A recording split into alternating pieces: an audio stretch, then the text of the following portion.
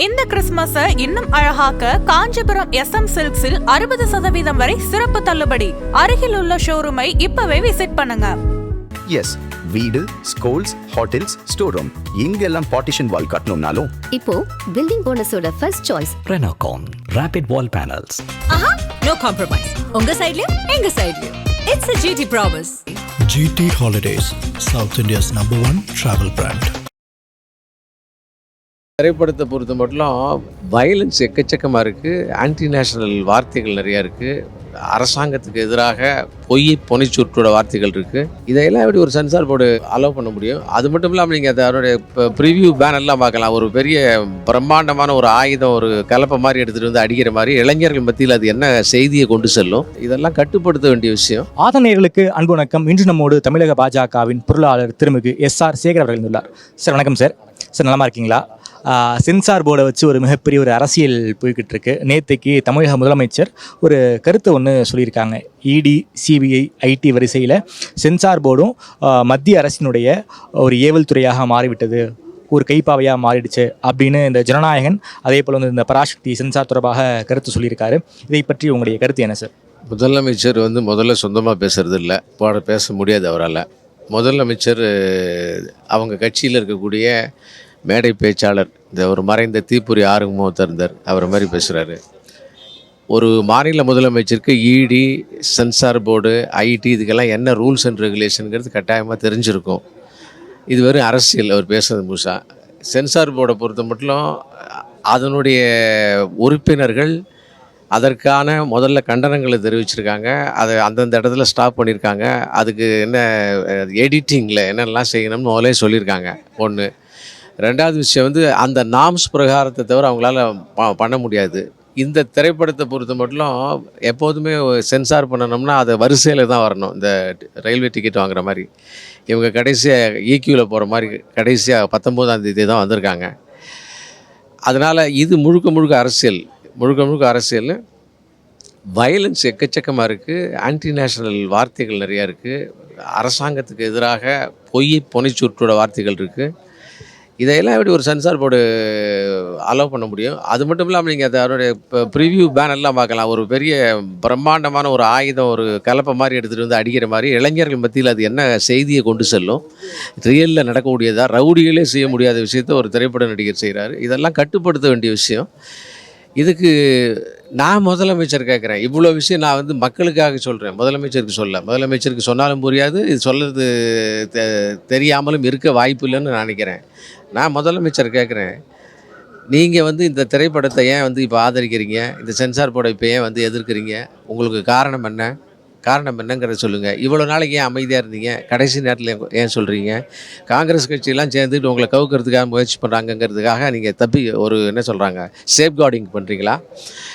Originally சொல்லணும்னு சொன்னால் உங்களுடைய பராசக்தி, உங்களுடைய ரிலீஸு, உங்கள் குடும்பத்தினுடைய ரிலீஸ், அந்த ரிலீஸில் அது நிறையா தேட்டர்கள் கிடைக்கலங்கிறதுக்காக நீங்கள் இதை ஏன் இப்போ சென்சார் போர்டு பின்னால் இருந்து செஞ்சுருக்கக்கூடாதுன்னு சாதாரண மனுஷன் எழுப்புற மாதிரி நான் ஒரு கேள்வி எழுப்ப முடியாது. நான் எழுப்ப மாட்டேன், ஏன்னா அது உங்களால் முடியாது.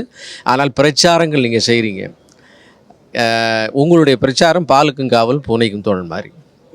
சார், NDA கூட்டணி ஒரு பலமாகிக்கிட்டே இருக்குது. அதிமுக பாஜகவும் தாண்டி பாமகவும் வந்துட்டாங்க. நேற்றுக்கு தேமுதிக மாநாடு ஒன்று போட்டிருந்தாங்க.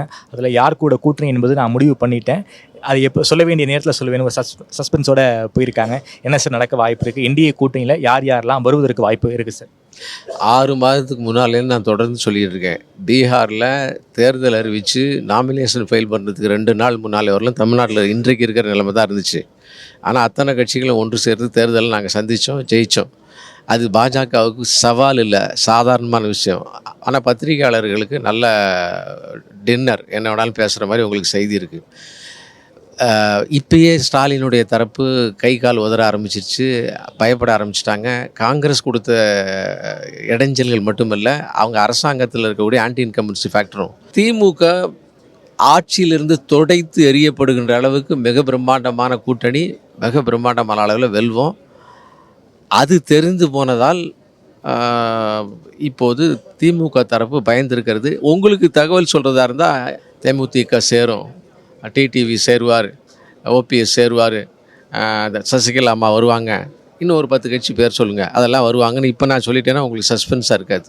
அதனால் சஸ்பென்ஸ் விட்டுருங்க. சார் ஆளுங்கட்சிக்கு எதிரான ஒரு மைண்ட் செட் இருக்கு, ஆன்டி இன்கம்பன்சி இருக்குது. அதை நெரேட்டிவ்ஸ் கலெக்ட் பண்ணுற இடத்துல எதிர்க்கட்சிகள் ரொம்ப பலவீனமாக இருக்காங்கிற ஒரு பார்வை ஒன்று இருக்கே சார். அரசியல் விமர்சகர்கள் இந்த பார்வை வைக்கிறாங்க. இதை பற்றி உங்களுடைய கருத்து சார்? இந்த கனவு, உங்களுடைய கனவை நிறைவேற்றுகிறேன்னு ஒரு முதல்ல அவங்களுடைய ஸ்லோகன் வந்த உடனே அதுக்கு நான் ரியாக்ட் பண்ணேன். எங்களுடைய கனவு சாராய கடையை மூட வேண்டும், எங்களுடைய கனவு திமுகவுக்கு ஒரு தலித்து தலைவராக வர வேண்டும், எங்களுடைய கனவு புதிய முதலமைச்சர் கேண்டிடேட் குடும்பத்துக்கு அப்பாற்பட்டு வர வேண்டும், இப்படியெல்லாம் சொன்னேன். யார்லேயும் வரல. என்னுடைய பிளாகில், என்னுடைய பேஜில் 10 பேர் தாங்க அதுக்கு லைக்கு. மிக பிரம்மாண்டமான மீடியா பலத்தை அவர்கள் வைத்திருப்பதால் எங்களுக்கு சொல்லக்கூடிய விஷயங்கள் எல்லாம் வெளியே போவது இல்லை. அதனால் ஏற்பட்டது தவிர உள்ளுக்குள்ளே கீழ்மட்டத்தை கிராஸ் ரூட் லெவலில் எங்களுக்கு என்ன வேலை செய்யுமோ செஞ்சுக்கிட்டு இருக்கோம். மீடியா பலத்தை வைத்து தற்காலிகமாக 24 மணி நேரம் தான் சென்சேஷனில் இருக்க முடியும். அதை தான் அவங்க செஞ்சுக்கிட்டு இருக்காங்க. கடைசி கேள்வி சார், 2026 என்டிஏவுக்கான களம் எப்படி இருக்குது? பிரைம் மினிஸ்டர் போகிறாங்க, அமித்ஷா அவர்கள் வரப்போகிறாங்க. களம் எப்படி சார் இருக்குது? இந்த 3 மாதத்துக்குள்ளாரையே 3 முறை பிரதமர் வர போகிறார், 3 முறை அமித்ஷா வர போகிறார். இன்னும் சொல்லப்போனால் அவர் சென்னையிலே தங்கி வருகின்ற ஏற்பாடுகள் இருக்குது. நாங்கள் மிக பிரம்மாண்டமான கூட்டங்களையும் கீழ்மட்டத்தில் கிளை லெவலில் இப்போ அகில இந்திய தலைவர் இன்றைக்கி வந்திருக்கார். நாங்கள் என்ன கூட்டம் போட்டிருக்கோம்? பெரிய பொதுக்கூட்டம் போடலை. இன்றைக்கி பூத்து கமிட்டியில் இருக்கக்கூடிய கேந்திர கமிட்டி தலைவர்களை போடுறோம். நாங்கள் என்ன வேலை செய்யணுமோ அதை கரெக்டாக செஞ்சுட்டு இருக்கோம். ஆர்ப்பாட்டங்கள், படாபங்கள், ஜிகினா வேலைகள் செய்யலை. அதனால் இந்த கூட்டணி அவங்கவுங்களுக்கு ஒரு நம்பிக்கை இருக்குது, அதனால் ஆட்சி பிடிப்பாங்க. எங்களுக்கு நம்பிக்கை மட்டும் இல்லை, மக்களுடைய மனநிலைமை அப்படி இருக்குது, அதனால் ஆட்சி பிடிக்கும். நடுவில் ஒரு வார்த்தை சொன்னீங்க, அமித்ஷா தமிழ்நாட்டிலே தங்க போகிறாருன்னு. என்ன சார்? ஆமாம், கூட்டணிக்காக இந்த எலெக்ஷன் ஒரு பீகார்லேயும் அவர் தங்கியிருந்தார். பீகாரில் தங்கி தற்காலிகமாக வெளியே வந்து எல்லாத்தையும் செஞ்சாங்க. அமித்ஷா அவனுடைய ஸ்டைலே கிராஸ் ரூட்டில் கிரவுண்ட் லெவலில் இருந்து வேலை செய்கிறது தான். அதனால தான் இது நாள் வரையிலும் அவர் தொட்ட விஷயங்கள் எல்லாம் அத்தனையுமே வெற்றி பெற்றிருக்கிறது. தமிழ்நாட்டில் தங்குவார். வெற்றி கிடைக்குமா சார்? பாருங்கள், நீங்களும் நான் சேர்ந்து பார்ப்போம்.